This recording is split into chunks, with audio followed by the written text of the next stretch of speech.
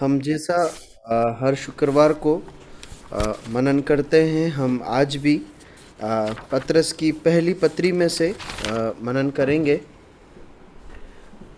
हम निकालेंगे पतरस की पहली पत्री और उसका 5वां अध्याय, और कुछ बातों को हमने पिछले सप्ताह देखा था। आज हम इस अध्याय को वापस पुनः पूरा पढ़ेंगे। बहुत छोटा अध्याय है और आगे की बातों पर मनन करेंगे। कृपया जिन्हें भी अगुवाई हो पढ़ने में सहायता करें। पहला पतरस 5वां अध्याय, 1 पीटर चैप्टर 5 वर्स 1 to 14। उनके जो प्राचीन है वो उनके समान प्राचीन और मसीह के दुखों का प्रभाव और प्रकट होने वाली महिमा में सहभागी होकर उन्हें ये समझाता हूँ कि परमेश्वर के उस भीड़ की जो तुम्हारे बीच में रखवाली करो, और ये दबाव से नहीं परंतु परमेश्वर की इच्छा के अनुसार आनंद से और नीच कमाई के लिए नहीं पर मन लगाकर जो लोग तुम्हें सौंपे गए हैं उन पर अधिकार न जताए, परंतु भूल के आदर नहीं। जब प्रधान रखवाला प्रकट होगा तो तुम्हें महिमा का मुकुट दिया जाएगा जो मुरझाने का नहीं। इसी प्रकार हे नवयुवकों, तुम भी प्राचीनों के अधीन रहो, परंतु सब के सब एक दूसरे की सेवा के लिए दीनता से कमर बांधे रहो, क्योंकि परमेश्वर अभिमानियों का विरोध करता है परंतु दीनों पर अनुग्रह करता है। इसलिए परमेश्वर की बंधन की चिंता से रहो, जिससे वो तुम्हें उचित समय पर बताए, और अपनी सारी चिंता इसी पर डाल दो, क्योंकि उसको तुम्हारा ध्यान है। सचेत हो और जागते रहो, क्योंकि तुम्हारा विरोधी शैतान गरजने वाला सिंह की नाई इस खोज में रहता है कि किसको हार पाए। विश्वास से दृढ़ होकर और ये जानकर उसका सामना करो कि तुम्हारे भाई जो संसार में है ऐसे ही दुख भोगते रहते हैं। अब परमेश्वर सारे अनुग्रह का दाता है, जिससे तुम्हें मसीह में अपनी अनंत महिमा के लिए बुलाया। तुम्हारे थोड़ी देर तक दुख उठाने के बाद आप ही तुम्हें सिद्ध और स्थिर और बलवंत करेगा। उसी की साम्राज्य युगानुयुग रहे। आमीन।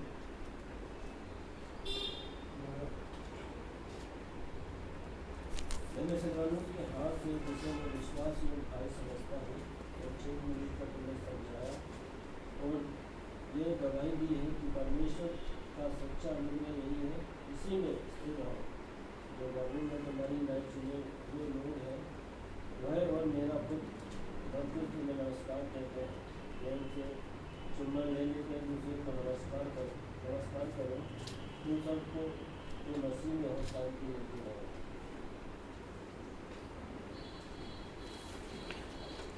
परमेश्वर अपने वचन के पढ़े और सुने जाने पर बहुतायत से आशीष दें और इन वचनों के द्वारा हमसे बात करें। पिछले सप्ताह मुख्य रूप से हमने इस अध्याय की पहली आयत से 4 आयत तक मनन किया था, और जिसमें हमने एक मुख्य विषय पर कई बातों को सीखा था, जो प्राचीन कलीसिया में जो अगवे प्राचीन जो ठहराए गए हैं उनके संबंध में था। क्या जल्दी से कुछ बातें आप बता सकते हैं कि हमने क्या देखा था?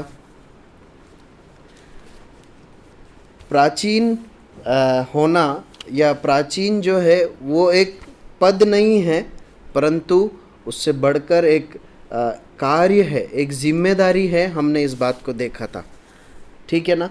उसके बाद हमने क्या देखा था? प्राचीन एक कैसा व्यक्ति होता है? हाँ जी,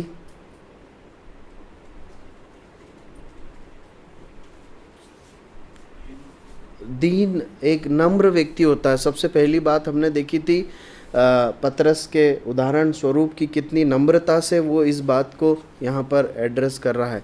तो प्राचीन की योग्यता या चरित्र या व्यवहार गुण में हमने एक बात देखी थी कि वो बहुत ही एक नम्र व्यक्ति होता है, क्योंकि वो एक चरवाहा है और एक रखवाला है। फिर और कुछ बातें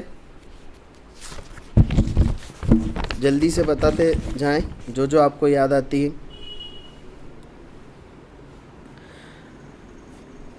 यह एक जिम्मेदारी भरा कार्य है और चरवाहे का जैसे काम होता है अपनी भेड़ों को पानी पिलाना, भोजन खिलाना, आराम कराना, रक्षा करना, ये सभी कार्य एक प्राचीन जो है एक कलीसिया का अगुवा जो है वो कलीसिया के लिए करता है। फिर हमने देखा था ये एक बड़ा एक आरामदायक कार्य है क्या? नहीं, ये एक बहुत दर्द भरा या परिश्रम से भरा हुआ एक कार्य हमने इस बात को देखा था। और हमने इस बात को देखा था ये उस व्यक्ति का कार्य है या एक प्राचीन जो होता है वो प्रभु के साथ चलने वाला एक व्यक्ति होता है। प्रभु के साथ एक लंबा समय उसने बिताकर एक चरित्र का निर्माण किया है। फिर हमने देखा था कि जो है वो परमेश्वर के साथ एकांत में समय बिताने वाला एक व्यक्ति होता है, वो प्रार्थना में समय बिताने वाला व्यक्ति होता है। और हमने देखा था कि एक से अधिक प्राचीन कलीसिया में होते हैं। और कुछ है जो आप इसमें जोड़ना चाहते हैं जो हमने देखा हो और जो मैं अभी बोला नहीं है ना? लगभग ये सारी बातें हमने देखी थी। अब हम 5वीं आयत से आज का अध्ययन शुरू करते हैं और वहाँ पर इस प्रकार लिखा है, पहला पतरस 5:5 में, हे नवयुवकों, तुम भी प्राचीनों के अधीन रहो। अब देखिए पहली 4 आयत में पतरस जो है प्राचीनों को एड्रेस कर रहा है, प्राचीनों को लिख रहा है, उनके संबंध में कुछ बातें बता रहा है। यहाँ पर अब वो कलीसिया को संबोधित कर रहा है, नवयुवकों को संबोधित कर रहा है। अब वो कलीसिया को बता रहा है कि अगुओं के साथ कैसा व्यवहार करना है। आप समझ रहे हैं? अगुओं के साथ कैसा पेश आना है। पिछले सप्ताह हमने देखा कि एक प्राचीन कैसा होना है, लेकिन आज हम देखेंगे कि कलीसिया को एक प्राचीन को कैसे देखना है या उसके साथ कैसा व्यवहार करना है। अगर हमारी कलीसिया में जब हम इस बात को देख पाते हैं कि प्रभु के सेवक हैं, अगुए हैं, प्राचीन हैं, हाँ, तो कैसे हमें उनके साथ कलीसिया को पेश आना चाहिए। तो पहली बात हम देखते हैं, वहाँ पर लिखा है, क्या बोला गया है, क्या करो? प्राचीनों के अधीन रहो, है ना? प्राचीनों के अधीन रहना है। इसका क्या मतलब है? थोड़ा व्यवहारिक होकर देखना जरूरी है ना? आप क्या समझते हैं?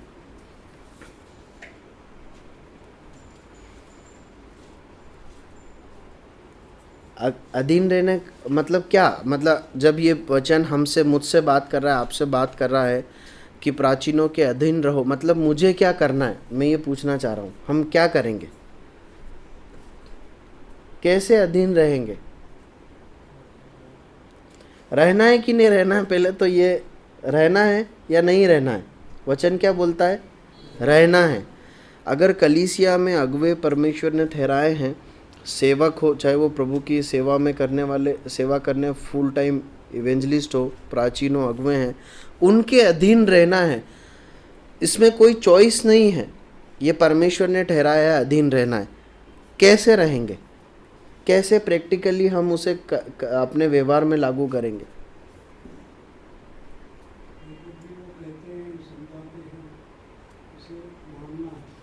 जो कहते हैं उन्हें मानना है। ठीक बात है। और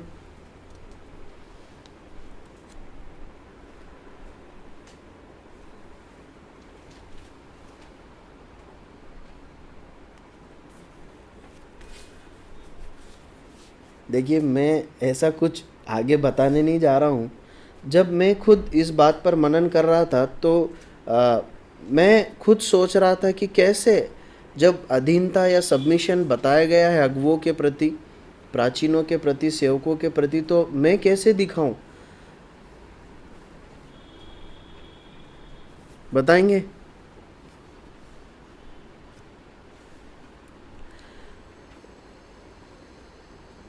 आप सब चुप हैं।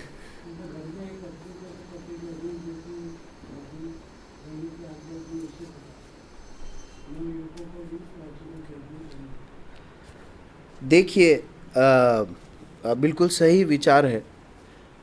देखिए एक बार फिर ऊपर की ओर उन आयतों की ओर अगर मुड़े तो परमेश्वर ने हमारे ऊपर एक व्यक्ति को रखा है, कलीसिया में एक या एक से अधिक व्यक्ति को रखे हैं, जो बहुत ही नम्र एक व्यक्ति है ना। हमने देखा बहुत नम्र है और परमेश्वर के हृदय के समान एक हृदय रखने वाला व्यक्ति है, चरवाहा है, और उसे जिम्मेदारी दी गई है कि वो जो है हमें हमारी रक्षा करेगा, हमें चराएगा, हमारे आत्मिक भोजन पानी का, और वरन न केवल आत्मिक पर हम कलीसिया में सेवकों को और अगुवों को देखते हैं, न केवल देखते हैं पर हमारा अनुभव रहा है कि वो अनेक प्रकार से हमारी मदद करते हैं।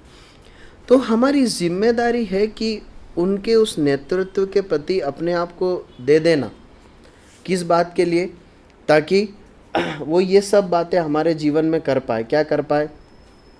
यदि हमारी रक्षा करना है या हमारी उन्नति के लिए हमें आत्मिक भोजन पानी देना है, तो ज़रूरी है कि वो हमारी लाइफ के अंदर थोड़ा सा प्रवेश करें, मतलब हमें अनुमति देना, हमें अपने जीवन को खोलना है।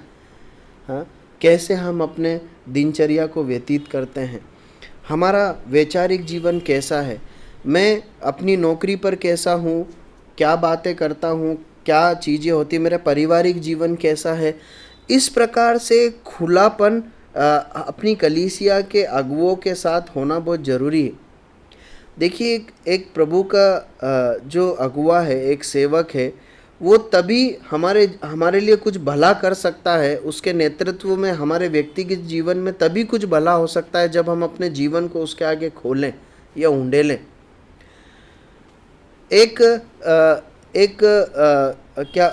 नेतृत्व करने वाले व्यक्ति, एक मेंटोर के लिए जब तक हम अपने जीवन को उंडेलेंगे नहीं, तब तक वो हमारे जीवन में कुछ नहीं कर सकते, है ना। तो जब कहा गया है कि उनके अधीन हो जाओ, मतलब उनकी उस कार्य को परमेश्वर ने जो अथॉरिटी उन्हें दी है उसके प्रति उसे एक्सेप्ट कर लेना मन में कि हाँ, परमेश्वर ने इन्हें मेरे ऊपर ठहराया है। और जब ये कुछ बातों को कहते हैं या कुछ करने के लिए कहते हैं या कुछ अनुशासन लागू करते हैं मेरे व्यक्तिगत जीवन में या कलीसिया में, तो मुझे उसे मानना है। ठीक है, आगे बढ़ते हैं। कुछ और बातें ढूंढने की कोशिश की गई है कि क्या अगुवों के प्रति और क्या उत्तरदायित्व या व्यवहार हमारे होना चाहिए। दूसरी बात हम देखते हैं इब्रानियों की पत्री, उसका 13 अध्याय और 17 है, जिन्हें मिले जल्दी से पढ़ें। हमने पहली बात देखी कि कलीसिया में प्राचीनों के अधीन रहना कलीसिया की जिम्मेदारी है। दूसरी बात हम देखते हैं 13 अध्याय इब्रानियों 13 उसकी 17, जल्दी से पढ़ें, क्या लिखा है। अपने अगुवों की आज्ञा मानो और उनके अधीन रहो, क्योंकि वे उनके समान तुम्हारे प्राणों के लिए जागते रहते हैं, जिन्हें लेखा देना पड़ेगा। देखिए, दूसरी बात हम सीखते हैं कि उनकी क्या करना है, मानना है, उनकी आज्ञाओं को मानना है। देखिए कई बार ऐसा हो सकता है कि जब कलीसिया के जो अगुवे हैं, प्राचीन हैं या सेवक हैं, यदि वो कुछ निर्णय लें तो ये हो सकता है कि वो हमें पसंद ना आए, है ना, ये बहुत स्वाभाविक रीति से हो सकता है। लेकिन इस बात को ध्यान दीजिए, वहाँ पर जब लिखा गया है अधीन रहने का, तो उनके बारे में कुछ लिखा गया, वो क्या करते हैं। नहीं, इब्रानियों की जो 13 अध्याय 17 आयत में देखिए, पिछली बार भी हमने इस बात को देखा था कि वो एक सीक्रेट लाइफ जी रहे हैं। मतलब जो चीज़ें हम देख रहे हैं कि वो सामने होकर कई चीज़ें करते हैं, जैसे वचन बांटना या कहीं, ये सामने से दिखाई देती, लेकिन उसके अलावा एक गुप्त जीवन है जो वो परमेश्वर के साथ व्यक्तिगत रीति से कलीसिया की सेवा में खर्च कर रहे हैं, वो परिश्रम कर रहे हैं। इसलिए यदि कुछ आज्ञा वो दे रहे हैं या कुछ बात वो कह रहे हैं, इसका मतलब निश्चय बड़े अपने परमेश्वर के साथ बिताए गए जीवन के अनुभव के साथ और परमेश्वर के आत्मा में वो कुछ बातों को स्थापित कर रहे हैं या करने के लिए कह रहे हैं, तो हमें क्या करना है? आज्ञा मानना है। हमें उनकी अथॉरिटी के प्रति अपने आप को दे देना है कि जो बात वो कहते हैं हम उसे मानेंगे। ठीक है, तीसरी बात को हम देखते हैं 1 तीमुथियुस 5 अध्याय और 17 आयत। 1 तीमुथियुस 5 अध्याय और 17 आयत क्या लिखा है? 1 तिमोथी चैप्टर 5 वर्स 17।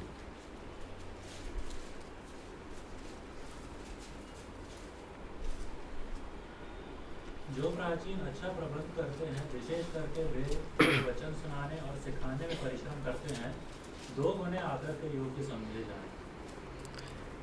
उन्हें 2 गुना आदर देना है ना? देखिए, परमेश्वर का वचन ने लिखा है, और परमेश्वर का वचन ऐसा नहीं है कि कभी किसी चीज़ को एग्जैजरेट करके बड़ा चढ़ा कर लिख दे, किसी को कम, ऐसा नहीं है। परमेश्वर का वचन परमेश्वर के आत्मा के द्वारा लिखा गया और ये पूर्णतः शुद्ध और खरा है। वहाँ पर लिखा है 2 गुने आदर के योग्य समझे जाएं। मतलब जो आदर हम देते हैं आमतौर पर किसी भी व्यक्ति को, हम अपने माता पिता को आदर देते हैं, कई लोग हमारे जीवन में जिन्हें हम आदर देते हैं। परमेश्वर का वचन बताता है कलीसिया में नेतृत्व करने वालों को, प्राचीनों को, सेवकों को 2 गुना आदर देना है। 2 गुना आदर देना है। ठीक है, प्रभु सहायता करे। आगे बढ़ते हैं।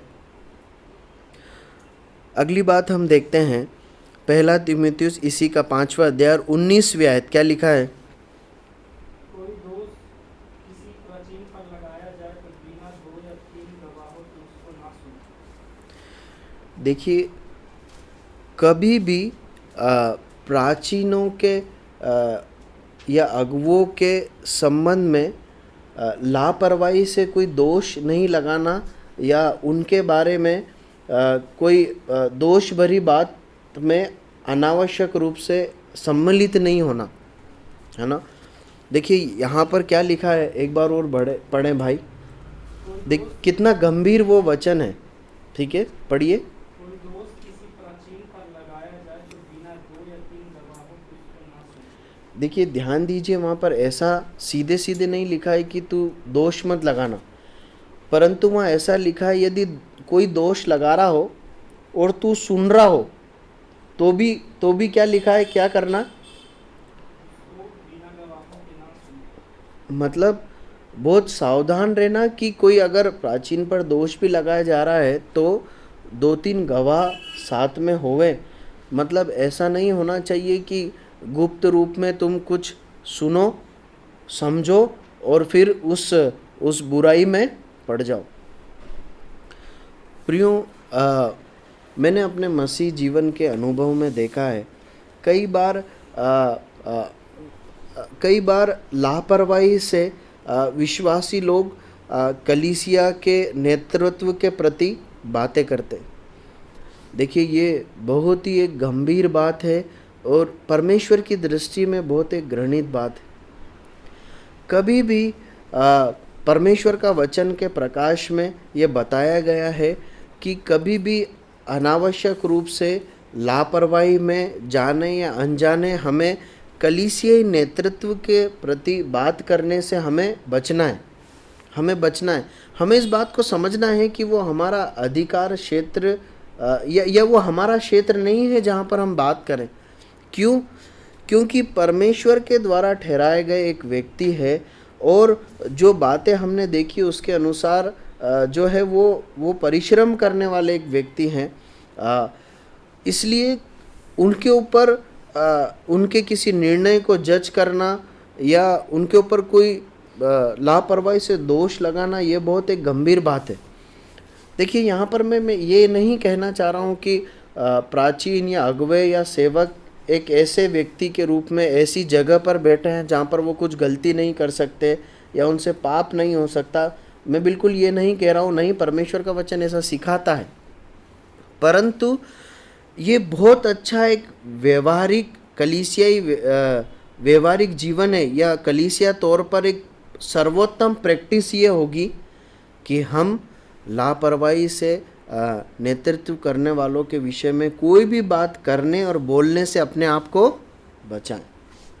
ये सबसे अच्छा एक उदाहरण या प्रैक्टिस होगी यदि हम अपने लिए अपनाएं। मैं अपने लिए अपनाऊं कि मैं जो हूँ कभी भी कलीसिया के नेतृत्व के खिलाफ या लापरवाही से कुछ बात नहीं करूँगा। मैं अपने मुंह को रोकूंगा ऐसा करने से। मैं क्यों ये बातें बोल रहा हूँ? क्योंकि परमेश्वर के वचन में लिखा है। साथ ही ऐसा पाया गया है जहाँ पर लापरवाही से नेतृत्व के खिलाफ, नेतृत्व के बारे में, कलीसियाई अगुवों के बारे में, जहाँ भी लापरवाही से परिवार में या आपसी कुछ लोगों के बीच में जब बातें की जाती, गॉसिपिंग की जाती है, वो कलीसिया के लिए बहुत एक नुकसान का कारण ठहरता है। हमें ऐसा करने से बचना है, इस प्रकार के कार्यों में भागी होने से बचना है। प्रभु सहायता करें। आगे बढ़ते हैं। अगली बात, हमने 4 बातें देखी। 5वीं बात, गलातियों उसका 6 अध्याय और उसकी 6 आयत। गैलेशियंस चैप्टर 6 वर्स 6 क्या लिखा है? जो वचन की शिक्षा पाता है वह सब अच्छी वस्तुओं में सिखाने वाले को भागी करे। इसको संदर्भ के साथ पढ़ेंगे ना तो समझ में आएगा। जो है उसी एक व्यक्ति के बारे में कहा जा रहा है जो कौन है? अगुआ है, मतलब वचन का सिखाने वाला है ना। उसके विषय में लिखा है कि क्या करना है उनको, उनके साथ क्या करना है? जो वचन की शिक्षा पाता है वह सब अच्छी वस्तुओं में सिखाने वाले को भागी करे। ठीक है। गलातियों 6 का 6, गैलेशियंस चैप्टर 6 वर्स 6। ठीक है, मतलब जो लोग हमें परमेश्वर का वचन सिखाने में मदद करते हैं ना, परमेश्वर के वचन को सिखाते हैं या अगुवाई करते हैं, परमेश्वर ने जिन्हें सेवकों के रूप में, प्राचीनों के रूप में, अगुवों के रूप में कलीसिया में रखा है, लिखा है अपने जीवन की भली वस्तुओं से मैं उन्हें क्या करना? साझी रखना, है ना, साझी करना। कैसे करेंगे?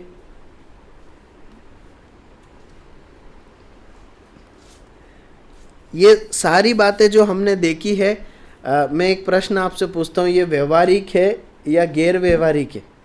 प्रैक्टिकल है? ये प्रैक्टिकली पॉसिबल है करना या नहीं है? क्या ये या केवल एक ज्ञान है ना पॉसिबल कि नहीं है? आप लोग बोल नहीं रहे, मतलब नहीं है क्या? है ना। अब इस बात को हम कैसे लागू कर सकते हैं? कुछ तो एग्जाम्पल दे सकते हैं। ठीक है, मैं एक एग्जाम्पल देता हूँ। मैं ऐसा समझता हूँ कि मैं अपने घर में जो अच्छा भोजन करता हूँ, मुझे अपने अगुवों को जो अगुवाई करते हैं कलीसिया में, उनके साथ भी वो भोजन बांटना, है ना। ठीक है ना, सही उदाहरण है। ऐसा कर सकते हैं ना। शायद रोज़ ये संभव नहीं होगा, रोज़ हम भी बहुत शायद अच्छा भोजन ना करते हो, लेकिन कभी कभी हम ऐसा कर सकते हैं। और कुछ बातें हो सकती हैं क्या?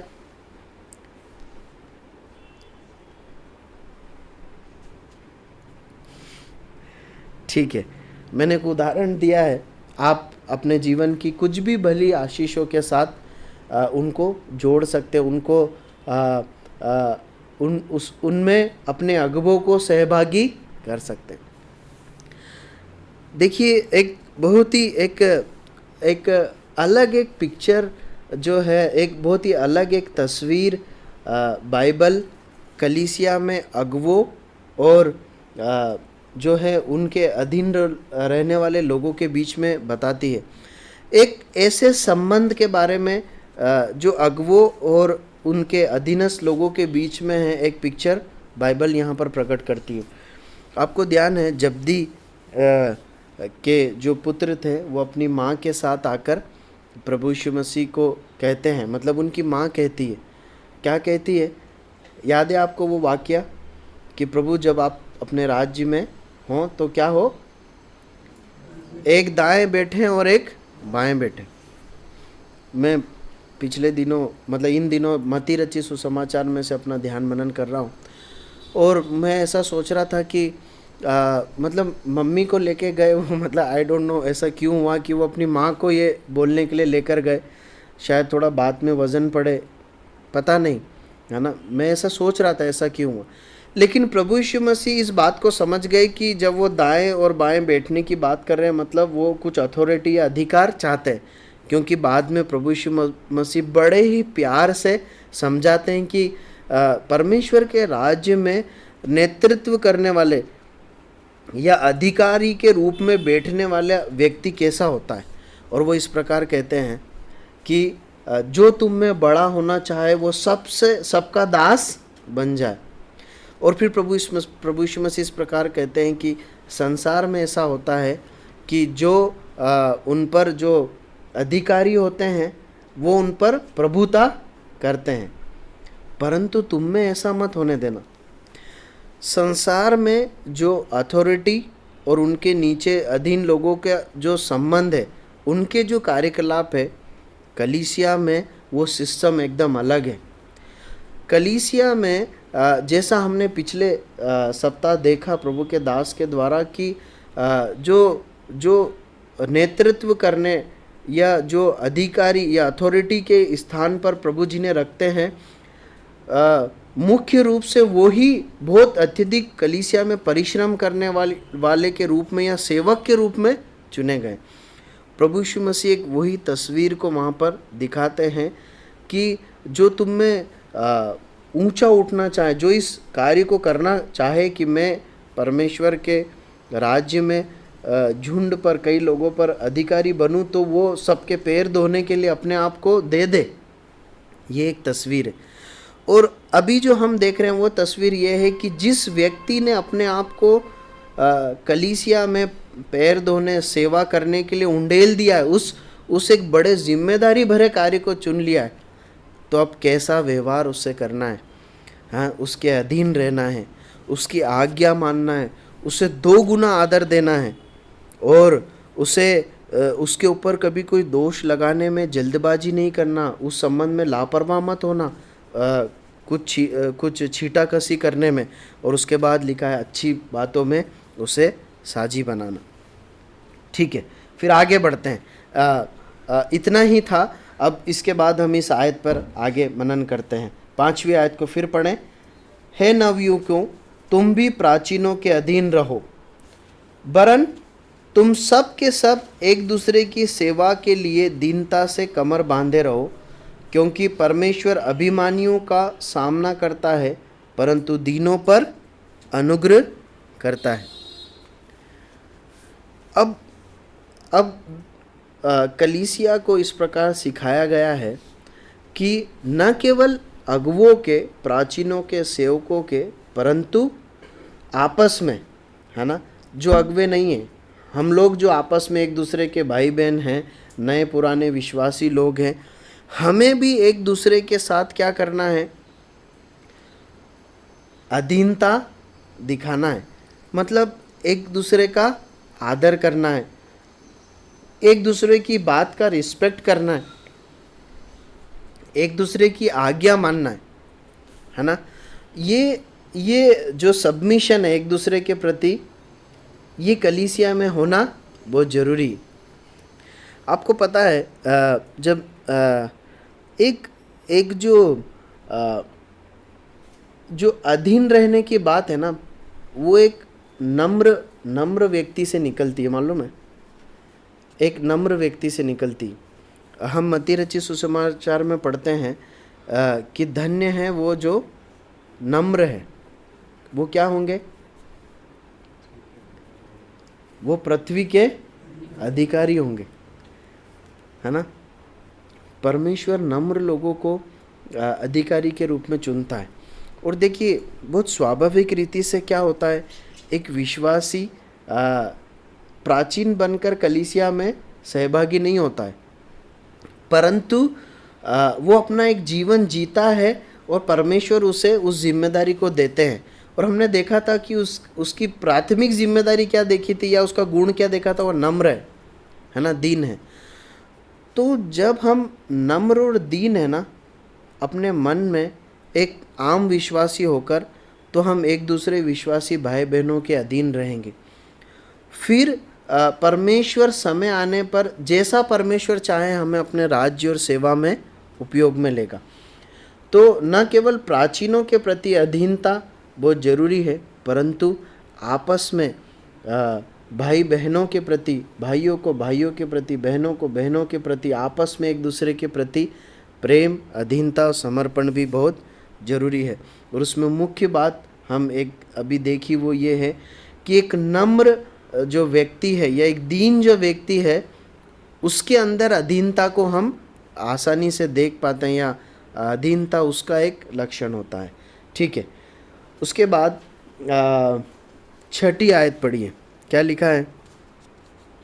इसलिए परमेश्वर के बलवंत हाथ के नीचे दीनता से रहो, जिससे वह तुम्हें उचित समय पर बढ़ाए। देखिए यहाँ किसके हाथ के नीचे दीनता से रहने के विषय में बताया गया है? परमेश्वर के हाथ के नीचे दीनता से रहो। अब देखिए इस क्रम को हम जमाते हैं। परमेश्वर के हाथ के नीचे दीनता, सहविश्वासियों के हाथ के सहविश्वासियों के साथ अधीनता, और प्राचीनों के प्रति अधीनता। देखिए एक सिद्धांतिक बात है जो मैं आपके साथ बांटना चाहता हूँ। एक व्यक्ति सचमुच में जब परमेश्वर के प्रति सबमिट कर अपना जीवन जीता है ना, गुप्त में, है ना, एक विश्वासी जो परमेश्वर के प्रति अधीन है, सबमिट है करके जी रहा है, अधीनता में, आज्ञाकारिता में, आदर प्रेम में, वो ही एक दूसरे के प्रति भी सबमिट करेगा, एक दूसरे का रिस्पेक्ट करेगा, एक दूसरे से प्रेम करेगा, और वो व्यक्ति कलीसिया के अगुओं नेतृत्व के प्रति भी सबमिट करेगा, प्रेम करेगा। ये आप लिख लीजिए, ये सिद्धांत है, ये ऐसे ही काम करता है। जो व्यक्ति अपने व्यक्तिगत गुप्त जीवन में परमेश्वर के प्रति अधीन नहीं है, परमेश्वर के साथ विद्रोह करके जी रहा है ना, वो कभी भी एक दूसरे विश्वासी भाई बहन के साथ भी वो सबमिट नहीं करेगा, अधीनता नहीं दिखाएगा, आज्ञाकारिता नहीं दिखाएगा, वो प्राचीनों के प्रति नहीं दिखाएगा। क्यों? क्योंकि अपने गुप्त जीवन में वो किसके प्रति अधीन नहीं है? परमेश्वर के प्रति अधीन नहीं। और मैं आपको एक बात बताऊं, ये बात छुपेगी नहीं। बहुत समय तक ये ड्रामा चल नहीं पाएगा कि व्यक्तिगत गुप्त जीवन में हम विद्रोह करके, परमेश्वर के विरुद्ध बलवा करके, पाप में लापरवाही से जिए, और कलीसिया में आकर हम सहविश्वासियों के साथ बड़े प्रेम की, अधीनता की, मिलनसार की बातें करें, और कलीसिया के अगुओं के प्रति सबमिशन दिखाएं। ऐसा करने की कोशिश करेंगे, शायद कुछ दिनों कामयाब हो जाएं, लेकिन मैं आपको बताता हूँ ये बहुत दिनों तक टिकेगा नहीं, टिकेगा नहीं। दो ही चीज़ होगी, फिर या तो हमारा वो चेहरा प्रकट होगा, या फिर हम उस संगति से दूर हो जाएंगे, है ना। हम सहभागिता से अपने आप को पीछे करेंगे, वो दिखाई देगा। प्रभु सहायता करें, हम आगे बढ़ते हैं। देखिए अधीन रहना यह सबमिशन क्यों जरूरी है मालूम है? क्योंकि यहाँ पर लिखा है 5वीं आयत में लिखा है, पहला पत्रस 5:5 में, क्योंकि जो अधीन नहीं है, परमेश्वर क्या करता है उनका? वो अभिमानी है। और परमेश्वर क्या करता है उनका? परमेश्वर उनका सामना करता है। देखिए अगर हम सबमिट नहीं कर रहे हैं ना, और देखिए वहाँ पर प्रभु की बड़ी करुणा में परमेश्वर ने ऐसा नहीं लिखा है कि परमेश्वर के विरोध में जो सबमिट नहीं कर रहे हैं, परंतु स्पष्ट लिखा है जो आपस में भाई बहनों के साथ एक दूसरे के प्रति अधीनता नहीं दिखा रहे, जो अगुओं के प्रति अधीनता नहीं दिखा रहे, परमेश्वर फिर उनके सामने आके खड़ा होता, परमेश्वर उनके साथ डील करता है। देखिए मैं एक बात आपसे पूछना चाहता हूँ, आप अपने मन में जवाब दीजिए। क्या कलीसिया के भाई बहन लोग, आपके सहविश्वासी कभी आपसे कुछ कहते हैं, आपके जीवन में थोड़ा सा इंटरफेयर करते हैं, करेक्शन करने के लिए, सुधार के लिए कुछ समझाइश देते हैं, तो क्या आपको बुरा लगता है? क्या कभी कलीसिया के प्रभु के सेवक आपके जीवन में कुछ हस्तक्षेप करने की कोशिश करते हैं कि ऐसा क्यों है, ऐसा नहीं होना चाहिए, ऐसा हो तो अच्छा है? क्या आपको बुरा लगता है? मैं आपको बताना चाहता हूँ, हो सकता है बुरा लगे, लेकिन सबमिट कीजिए, उनकी सलाह को परमेश्वर की सलाह मानकर एक्सेप्ट कीजिए। क्योंकि अगर ऐसा नहीं करेंगे ना, विद्रोह करेंगे ना, तो पता है आपके, उनको तो मालूम नहीं पड़ेगा, शायद मालूम ना पड़े, शायद मालूम पड़े, लेकिन आपका सामना फिर आपके साथ डील कौन करेगा? परमेश्वर उस बात को डील करेगा, और ये बहुत एक गंभीर बात होगी। ठीक है, हम आगे बढ़ते हैं। 6ठी आयत क्या लिखा है, जल्दी से पढ़े। इसलिए परमेश्वर के बलवंत हाथ के नीचे दृढ़ता से रहो, जिससे वो तुम्हें उचित समय पर बढ़ाए। देखिए, इस आयत को अगर बहुत सरल करके पढ़े ना, तो इसका मतलब क्या है मालूम है? कि जब अधीन रहेंगे तो क्या आएगा, क्या मिलेगा?